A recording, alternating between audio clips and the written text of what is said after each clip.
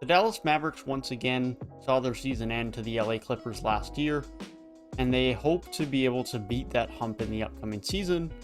And the idea this offseason was to be able to surround Luka Doncic with better talent, possibly to move Kristaps Porzingis, and to have a better team around Luka Doncic heading into next season.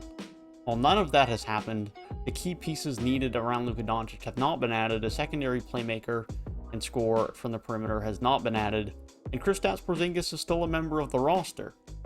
So with that being said, today I want to talk about the changes that have been made within Dallas and their roster this offseason. I want to talk about what my expectations are for this Mavericks team moving into next season with that roster in mind. If you do go on to enjoy the video, be sure to leave a like down below and subscribe to the channel if you are new. And be sure to stay tuned for more season previews as we continue to pump them out as the season approaches. So that being said, let's start about the offseason moves for the Dallas Mavericks. They did make some good signings this summer. They were just limited, and they were not a secondary playmaker, a secondary perimeter scorer, or a true point guard to start alongside Luka like Dallas were looking for throughout the offseason. They brought back Tim Hardaway Jr., which was crucial because they need him scoring and spacing on this group. He was the second best scorer on this team last year, arguably. Kristaps Porzingis at a consistent level was not that for them last year. It was Tim Hardaway who had that role, and so bringing him back was certainly crucial. The signing of Reggie Bullock is a very good signing. I think he's a good 3-and-D guy for them off of the bench. And Frank Ntilikina also came in. He can give them a little bit of three-point shooting and a little bit of point guard depth for this upcoming season.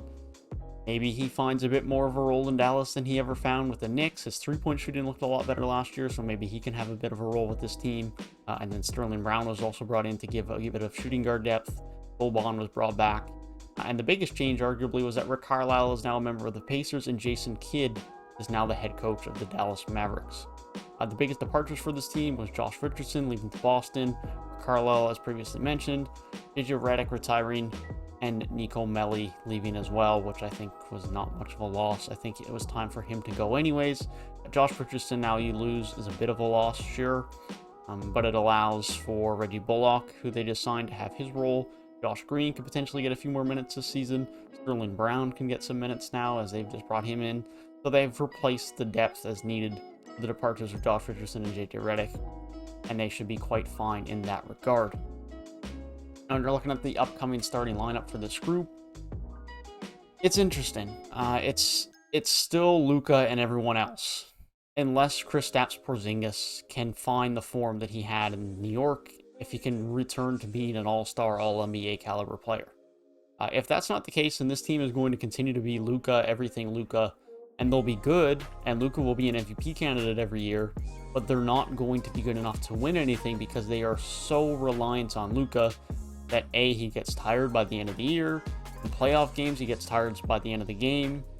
And inevitably, you would have to think that this guy's just going to get worn down and get injuries at some point in time in his career as well if he just has to continue the load like this. And no doubt, Luka is brilliant, and he is what makes this Dallas Mavericks team good.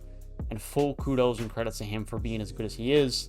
But the job they have done to surround pieces around him is not good. They have added great role players around him. I think Jalen Brunson is a very good sixth man for them off the bench. It can provide a bit of scoring and run the offense for them a bit, or play alongside Luka a little bit in some minutes as well. I think Tim Hardaway is a great piece. I think Reggie Bullock is a very good 3-and-D guy for them to add to this team. I think Dorian Finney-Smith's a very good defensive piece who's improved his three-point shooting a lot over the last couple of years.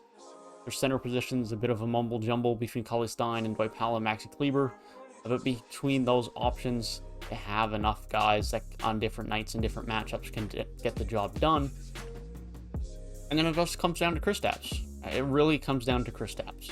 Kristaps Porzingis was supposed to be that guy. It was supposed to be the second option alongside Luka. It was supposed to be the co-star for Luka Doncic, and it just hasn't worked out that way so far. I know there's a new coach in town, but there's more encouragement for Kristaps Porzingis to not just be a three-point shooter, to use his dribble, to take guys on, to pull up from mid-range, you name it, to have a little bit more offensive flexibility and liberty, and to find the Kristaps Porzingis of him being an all-star, him being an all-NBA caliber player. And that's what this Dallas Mavericks team needs if they are ever going to be a championship contender. Because as of right now, they are an extremely good regular season team, that might get past the first round depending on how far Luka can carry them. But Luka by himself with this group, Kristaps Porzingis cannot return to being an all-star, is not good enough to carry the load for this team. He's just not. And that's no harsh statement on Luka. That's just the reality of there's no one in the league right now that could carry this group, replacing Luka, to get this group to be a championship contender. They need Kristaps Porzingis to be better, and he's the X factor for me for this group. Kristaps Porzingis determines how good this team can be. Luka Doncic carries them to where they are, but if they want to elevate to be any better, they're only going to go as far as Kristaps Porzingis can improve to make them better. If not, they're going to remain a middle-of-the-pack Western Conference team that can maybe get a win in the first round, and that's pretty much about it. Until that point, either Kristaps needs to get better or he needs to be traded. There's only two options for this Mavericks team right now to become a better team, to become more competitive, unless they can acquire a point guard in some other means, which of course now they've gone another year without doing so. It seems unlikely they're going to be able to trade for one. And so that leaves them in a spot for this upcoming season where they're probably going to be a middle-of-the-pack Western Conference team. I have them finishing in 5th again, just like they were last year. Whether they get out of the first round or not remains to be seen, but I don't think they can get any further than that if they do. Doncic is going to have to be their MVP. Kristaps Porzingis remains very much the X factor. I think Jalen Brunson will be their most improved player this year. I think he's going to have another good year. I think he's a very important piece for this team. But ultimately, until they can have a starting point guard alongside Luka, and someone that isn't Jalen Brunson that can also create his own shot and play make on this team, there's just too much reliance on Luka Doncic, and they need Kristaps Porzingis to play better. That's the story for the Dallas Mavericks. Let me know what you guys think down in the comment section below. Let me know what you think about the Dallas Mavericks offseason and how you feel about this group heading into the 2021-22 season. If you did enjoy the video, be sure to leave a like down below and subscribe to the channel if you are new.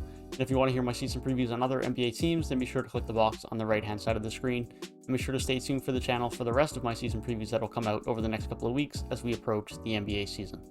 That being said, I hope you guys have a great rest of your day, and I will see you guys in the next one. Peace.